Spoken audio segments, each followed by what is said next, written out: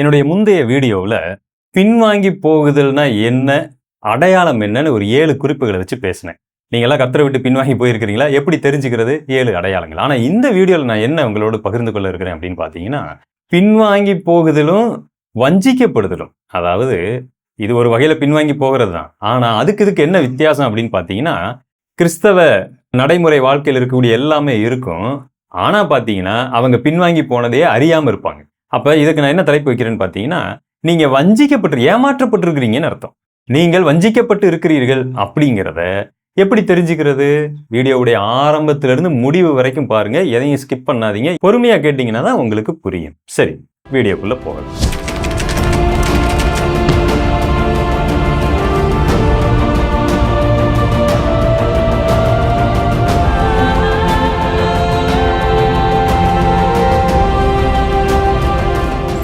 நீங்க வஞ்சிக்கப்பட்டிருக்கிறீங்க அப்படிங்கிறதற்கான ஆதாரங்களை உங்களுக்கு முன் கொண்டு வர விரும்புகிறேன்.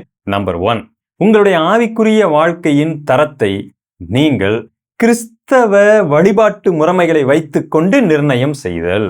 அதான் நீங்க வஞ்சிக்கப்பட்டிருக்கிறீங்க என்பதற்கான முதல் குறிப்பாக இருக்கிறது. என்ன பிரதர், ஒன்றும் புரியலையே? அதாவது நீங்க காலையில எழுந்து வேதம் வாசிக்கிறீங்க, ஜெபிக்கிறீங்க, பாட்டு பாடுறீங்க, அதுக்கப்புறம் பார்த்தீங்கன்னா சபை கூடுகையில ஒன்ன கூட நீங்க விட்டுறது கிடையாது. இதையெல்லாம் கரெக்டாக ஃபாலோ பண்ணிட்டு இருக்கிறீங்க பார்த்தீங்களா? அப்போ நீங்கள் என்ன நம்புறீங்க அப்படின்னு பார்த்தா, நான் ஒரு கர்த்தருக்கு பிரியமான பிள்ளை, என்னுடைய ஆவிக்குரிய தரம் நன்றாக இருக்கிறது நீங்கள் நம்பிட்டு இருக்கீங்க பார்த்தீங்களா? இது மிகப்பெரிய வஞ்சகம். ஆவிக்குரிய தரம் என்பது கிறிஸ்தவ வழிபாட்டு முறைமைகளை வைத்து அல்ல, என்னுடைய கேரக்டரை வச்சு தான் தீர்ப்பிடப்பட வேண்டும். நாம் கிறிஸ்துவுக்குரியவர்கள் என்று எதினாலே அறிந்து கொள்ள முடியும்? நான் எவ்வளவு நேரம் வேதம் வாசிக்கிறேன், எவ்வளவு நேரம் ஜெபிக்கிறேன், எவ்வளவு நேரம் சபையில் உட்கார்ந்து இருக்கிறேன் என்பதை வச்சா நம்ம பார்க்க முடியும்? வாய்ப்பே இல்லை. இன்னைக்கு எத்தனையோ பேர் இதை ப்ராப்பரா செஞ்சுக்கிட்டு இருந்தும் கர்த்தரை விட்டு பின்வாங்கின நிலைமையில இருப்பாங்க. அவங்களுடைய குணாதிசயத்துல ஒரு மாற்றமும் இருக்காது. அவங்க பேச்சுல மாற்றம் இல்லை, ஆவிக்குரிய வாழ்க்கையில் எந்த மாற்றமும் இல்லை, கிறிஸ்துவின் குணாதிசயம் கொஞ்சம் கூட இல்லை. ஆனா தங்களை என்ன அவங்க நினைச்சுக்கிட்டு இருக்கிறாங்க? நான் ஒரு ஆவிக்குரிய வாழ்க்கையில இருக்கிறேன் அப்படின்னு தங்களுடைய தரத்தை தவறாக நிர்ணயம் செய்கிறார்கள். அதுக்காக நான் வேதம் வாசிக்கிறது ஜெபிக்கிறதெல்லாம் இல்லாம இருக்கணும்னு சொல்ல வரல. நான் என்ன நோக்கத்துல பேசுறேங்கிறத புரிந்து கொள்ள முடியும். வெறும் வேத வாசிப்பு, சபையை அட்டன் பண்றது, இதை மட்டும் வச்சுக்கிட்டு உங்களுடைய ஆவிக்குரிய தரத்தை நீங்கள் நிர்ணயித்தால் நீங்கள் வஞ்சிக்கப்பட்டிருக்கிறீங்க அப்படிங்கிறதுக்கு இதுதான் முதல் ஆதாரம். சரி, நம்பர் 2, உங்களுடைய கிறிஸ்தவ வழிபாட்டு முறைமைகள் விருப்பத்தின் அடிப்படையில் இல்லாதபடிக்கு ஒரு கடமை அல்லது ஒரு மத சடங்கின் அடிப்படையிலே இருக்குதல். உதாரணத்திற்கு என்ன சொல்றேன், இப்போ உங்களுக்கு தாகம் அடிக்குது, அதனால தண்ணி குடிக்கிறீங்க. இல்ல, தண்ணி குடிக்க வேண்டும் என்பது கட்டளையாக இருக்கிறது, ஆகவே நான் தண்ணீர் குடிக்கிறேன் அப்படின்னு குடிச்சீங்கன்னா சம்திங் ராங்னு அர்த்தம். உங்க உடம்புக்கு தாகம் எடுக்கல, பசிக்கல, எதுவுமே நடக்கல, ஆனா நீங்க எழுதி ஒட்டி வச்சிருக்கிறீங்க 8 to 9 எனக்கு பசி இல்லை, ஆனால் நான் சாப்பிட வேண்டி இருக்கிறது. 9 to 10 இந்த இடத்தில் நான் தண்ணி குடிக்க வேண்டி இருக்கிறது, இந்த இடத்தில் நான் மீண்டும் சாப்பிட வேண்டி இருக்கிறது. ஐயோ, மனப்பாடம் பண்ணி வச்சுக்கிட்டு அந்த நேரத்துல போய் இந்த டயத்துல எனக்கு தண்ணி குடிக்கணும் அப்படின்னு போட்டிருக்கே, எவ்வளவு பைத்தியக்காரத்தனமா இல்லை? ஒரு உடல் சரியாக இயங்குகிறது என்று சொன்னால் அது தாகம் எடுக்கும், பசி எடுக்கும். அந்த தாகம் எடுக்கிறது தான் எனக்கு தண்ணீரை ஆவலோடு பருக வைக்கும். அப்ப கிறிஸ்தவ வழிபாட்டு முறைமைகள் என்று நான் என்ன சொல்லுகிறேன்? ஜெபம், வேதம் வாசிக்குதல், சபைக்கு செல்லுதல், இது உங்களுடைய விருப்பத்தின், ஆர்வத்தின், தாகத்தின் அடிப்படையில் இல்லாதபடிக்கு ஒரு கடமை. இன்னைக்கு காலையில் எந்திரிச்சேன், அப்பா ஜெபிச்சு முடிச்சிட்டேன்ப்பா, ஒரு பெரிய வேலை முடிஞ்சிருச்சு. ஐயோ, இன்னைக்கு சபைக்கு போயிட்டு வந்துட்டேன், ஒரு பெரிய வேலை முடிஞ்சிருச்சு. இன்னைக்கு பைபிள் வாசிச்சிட்டேன், ஒரு பெரிய வேலை முடிஞ்சிருச்சு. ஒரு விருப்பத்தின் அடிப்படையில் இல்லாதபடிக்கு இதை கடமைக்காக செஞ்சீங்கன்னு சொன்னா இது ஒரு ரிலீஜியஸ் ஆக்டிவிட்டி, ஒரு மதவாத சடங்கு. நீங்கள் வஞ்சிக்கப்பட்டிருக்கிறீங்கிறதுல எந்த மாற்று கருத்தும் இல்லை. ஒரு குழந்தைக்கு பிடிக்குதோ பிடிக்கலையோ, நாம வேற வழியே இல்லை, நீ காலையில இருந்து இதை செய்யணும் நாம கட்டளை இட்டுட்டோம்னு சொன்னா அது செஞ்சுக்கிட்டே இருக்கும். ஆனா அது பிடிச்சு செய்தா, உள்ளத்தின் விருப்பத்தின் அடிப்படையில் செய்கிறதா தெரியாது நமக்கு. அது குழந்தைக்கு வேணா ஓகே, ஆரம்ப காலத்துல நாம அதை செய்யலாம், தப்பு இல்லை. ஆனா வளர்ந்து அடல்ட்டா இருக்கக்கூடிய நீங்க அப்படி செய்யாம வாழ்நாள் முழுவதும் நீங்க வேத வாசிக்கிட்டே இருக்கிறீங்க. விருப்பத்தின் அடிப்படையில் எதையுமே செய்யலை அப்படின்னு பார்த்தா, அன்பின் அடிப்படையில செய்யல, தாகத்தின் அடிப்படையில செய்யலன்னு பார்த்தா நீங்க வஞ்சிக்கப்பட்டிருக்கிறீங்க, சம்திங் ராங்னு அர்த்தம். ஆவிக்குரிய வாழ்க்கையில ஏதோ கோளாறு இருக்குன்னு அர்த்தம். கவனமா இருங்க. நம்பர் 3, தேவனுடைய அங்கீகாரத்தை உள்ளான மனிதனில் ஏற்படக்கூடிய மாற்றத்தின் அடிப்படையிலே தேடாமல் வெளிப்புற செயலின் மூலமாக தேவனுடைய அங்கீகாரத்தை நாடுதல். எப்படி? உள்ளான மாற்றத்தை தான் தேவன் எப்பொழுதுமே பார்க்கிறாரு. தேவன் நம்மளுடைய வாயின் வார்த்தைகளை அல்ல. என்னுடைய இருதயத்தின் தியானம் எப்பொழுதும் தேவனுக்கு பிரியமா இருக்க வேண்டும். உன்னுடைய வெளிப்புறம் சுத்தமாகும்படி உட்புறத்தை சுத்தமாக்கு. வெளிப்புறத்தை ஒருபோதும் நம்ம சுத்தமாக்க வேண்டிய அவசியமே கிடையாது. உள்புறத்தை சுத்தமாக்கிட்டா ஆட்டோமேட்டிக்கா வெளியே சுத்தமாயிரும். இந்த அடிப்படையை புரிஞ்சுக்காம நான் தேவனுக்கு எப்படியாவது உகந்தவனா மாறணும்னு சொல்லிட்டு ஏதாவது ஒரு வேலையை செய்யறது. நான் 40 நாள் உபவாசம் இருப்பேன், நான் இந்த ட்ராக்ஸை நான் இன்னைக்கு போய் கொடுத்துட்டேன்னா கர்த்தர் என் மேல பிரியமா இருப்பாரு, நான் அதை செஞ்சுட்டு பிரியமா இருப்பார். சபையில பாத்தீங்கன்னா நான் சேர் எடுத்து போடுறேன், பாய் எடுத்து போடுறேன், கூட்டுறேன், இசை வாசிக்கிறேன், மைக்கை ரெடி பண்றேன், எல்லாத்தையும் பண்ணும் பொழுதே உங்களுக்குள்ள ஒரு திருப்தி வந்துருது. மனசாட்சி பூரணப்படுத்து அங்க இடத்துல திருப்தி ஆயிருது. அப்பா நான் கர்த்தருக்காக எதை செஞ்சிருக்கிறேன், அவர் என்னை அங்கீகரிப்பாரு, நேசிப்பாரு. எனக்கு அன்பானவர்களே, தேவனுக்கு எது பிடிக்கும் தெரியுங்களா? உங்களுடைய உள்ளான மாற்றம் தான், உங்க இருதயத்தினுடைய நோக்கம் தான். நீங்க ஒரு விஷயத்தை ஏன் செய்யறீங்கிறது தான் முக்கியம். உலகத்துல மதங்கள் இருக்கிறது, எல்லா மதத்திலும் வேலை செய்யறாங்களா இல்லையா? எல்லா மதத்திலையும் அவங்க ஹாலை கூட்டி காய் போடுறது இல்லையா?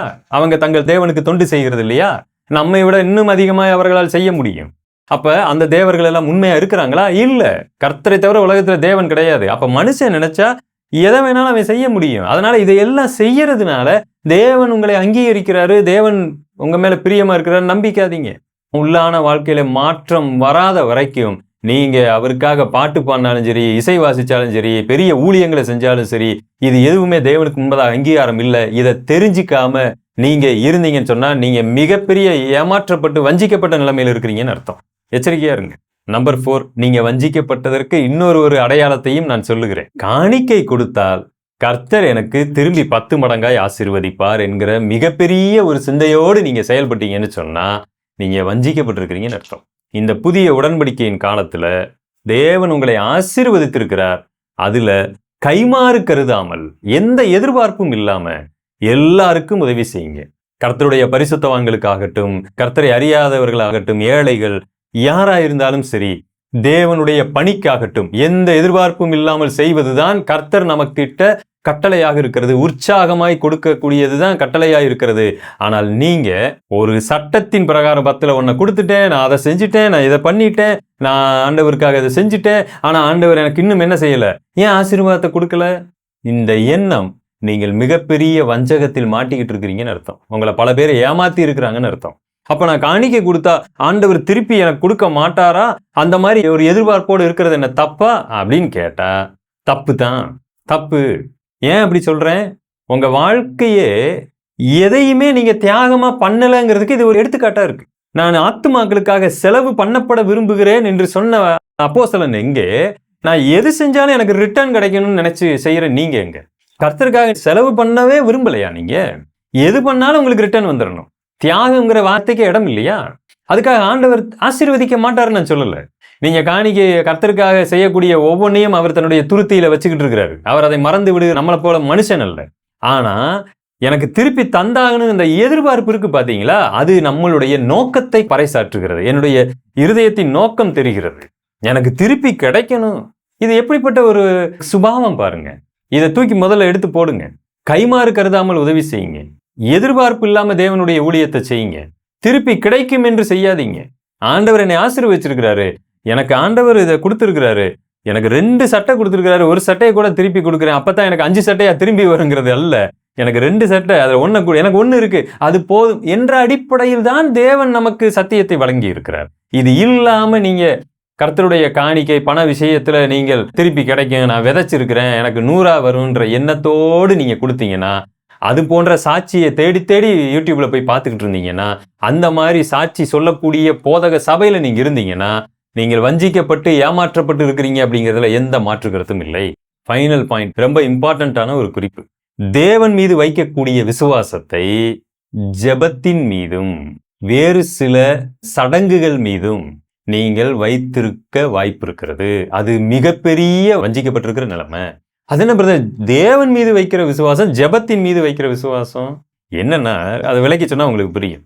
நாம கர்த்தர் மீது வைக்கிற விசுவாசத்தை விட ஜெபத்தின் மீது விசுவாசம் வைக்க அதிகமான வாய்ப்பு இருக்கு. எனக்கு வரக்கூடிய ஃபோன் கால்ல பெரும்பாலான ஃபோன்கள்ல இந்த மாதிரி இருக்கு. ஆரம்ப காலத்துல இருக்கிறவங்க அப்படி கேட்பாங்க. இப்ப நான் சொல்லி அவங்களுக்கு புரிய வைப்பேன். பிரதர், ஒரு காரியத்துக்காக நான் ரொம்ப நாளா ஜெபிச்சுக்கிட்டு இருக்கிறேன் பிரதர், அது நடக்கவே இல்லை. என்னுடைய ஜெபத்தை நான் ஏதோ தப்பா ஜெபிக்கிறேன் போல் இருக்கு. அதுல என்ன மாதிரி ஜெபிச்சா எனக்கு ஆசீர்வாதம் கிடைக்கும்? அப்ப இவங்க என்ன நம்புறாங்கன்னா, தேவன் மீது வைக்கிற விசுவாசத்தை விட அந்த ஜெப வார்த்தையின் மீது அதிகமான விசுவாசம் வைக்கிறாங்க. என்ன வார்த்தை கொண்டு ஜெபிச்சா எனக்கு இது கிடைக்கும். அப்ப இவங்க என்ன நம்புறாங்க? ஏதோ பாஸ்வேர்டு மாதிரி நினைச்சுக்கிறாங்க. தேவனுடைய ஆசீர்வாதத்தை பெற்றுக்கொள்வதற்கு ஒரு சரியான பாஸ்வேர்டை போடணும். அந்த பாஸ்வேர்டில் ஒன்று மாறிட்டா கர்த்தர் தரமாட்டாரு. அப்படின்னா எப்படி நீங்க இது பண்றது? ஆண்டவரே எனக்கு இதை செய்யுங்க, இதை எனக்கு கொடுங்க அப்படின்னு ஜெபிக்கிறதா? ஆண்டவரே எனக்கு தாரும், எனக்கு கட்டளையிடும், இந்த மாதிரி ஜெபிக்கிறதா? உமக்கு சித்தமானால் தாரும் அப்படின்னு ஜெபிக்கிறதா? இந்த மாதிரி வார்த்தை அலங்காரத்தையும் விளையாட்டுகளையும் அதிகமாக நம்பிக்கிட்டு இருக்கிறோம் நாம். இது பாஸ்வேர்டு மாதிரி கிடையாது. என் இருதயத்துல சொல் பிறவாவதற்கு முன்பே பெருமூச்சுக்களை அறிகிற தேவன். சில சமயங்கள்ல நமக்கு எப்படி ஜெபிக்கிறதுன்னு கூட தெரியாது. அழுகை மாத்திரம்தான் வந்துகிட்டு இருக்கும். அதை கூட கர்த்தர் அறிவார். எனக்கு என்ன தேவை என்பதை கர்த்தர் அறிஞ்சிருக்கிறார். ஆனா நாம என்ன பண்ணிட்டு இருக்கிறோம்? வார்த்தையை மாத்திட்டா ஆண்டவரிடத்திலிருந்து எதையாவது பெற்றுக்கொள்ளலாம் போல் இருக்குன்னு நினைச்சுக்கிட்டு இருக்கிறோம். தேவன் மீது வைக்கிற விசுவாசத்தை விட அந்த ஜெப வார்த்தைக்கும் 40 நாள் ஓகேவா, 30 நாள் ஓகேவா, பிரதர் நான் 2 மணி நேரம் ஜெபிக்கலாமா, 1.5 மணி நேரம் ஜெபிக்கலாமா, பிரதர் காலையில ஜெபிக்கிறது நல்லதா, சாயங்காலம் ஜெபிக்கிறது நல்லதா? கர்த்தரிடத்துல இடைவிடாமல் ஜெபம் பண்ணுங்கன்னு போகும்போது எதுக்கு இந்த கேள்வி எல்லாம் வருகிறது?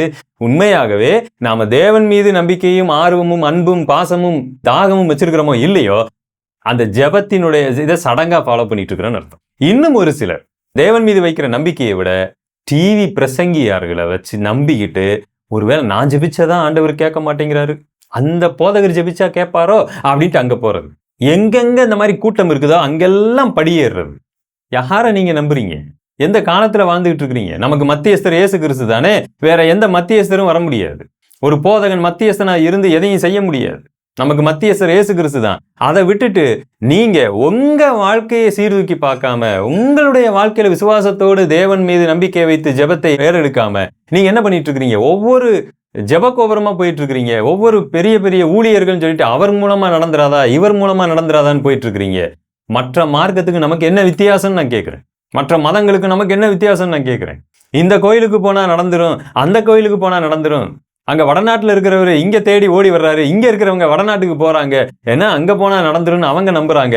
சேம் அதே போலதான் இங்க இருக்கிற நீங்க அங்க போனா நடந்துரும்னு நம்புறீங்க. வஞ்சிக்கப்பட்ட நிலைமையில் இருக்கிறீங்க. தயவு செய்து திருந்துங்கள். ஒரு பெரிய மாற்றத்திற்குள்ள வாங்க. கர்த்தர் உங்களுக்காக தான் உங்க பக்கத்துல இருக்கிறாரு. நீங்கள் அவருக்கு பிள்ளையா இருக்கிறீங்க. எந்த போதகனும் மத்தியஸ்தனாக முடியாது. எந்த போதகனும் சண்டை போட்டு உங்களுக்காக ஜெபிச்சு ஆண்டவரிடத்துல இருந்து அப்படியே ஆசீர்வாதத்தை அப்படியே இழுத்து உங்ககிட்ட கொண்டு வர்ற ஆபத் பாந்தவனா மாறிட முடியாது. அதை நல்லா புரிஞ்சுக்குங்க. இந்த புதிய உடன்படிக்கையை நல்லா தெரிஞ்சுக்குங்க. எனக்கு அன்பானவர்களே, முக்கியமான குறிப்புகளை பார்த்துருக்கிறோம். நீங்க வஞ்சிக்கப்பட்டிருக்கிறீங்களா இல்லையா அப்படிங்கிறத தெரிஞ்சுக்கங்க. இன்னும் நிறைய விஷயங்கள் நம்ம பேச முடியும். நிறைய நான் ஏற்கனவே வீடியோல பேசி இருக்கிறேன். அதனால சில விஷயங்களை இன்னைக்கு நான் பகிர்ந்து கொண்டிருக்கிறேன். சரியா? சரி, அடுத்த வீடியோவில் உங்களை நான் சந்திக்கிறேன். God bless you.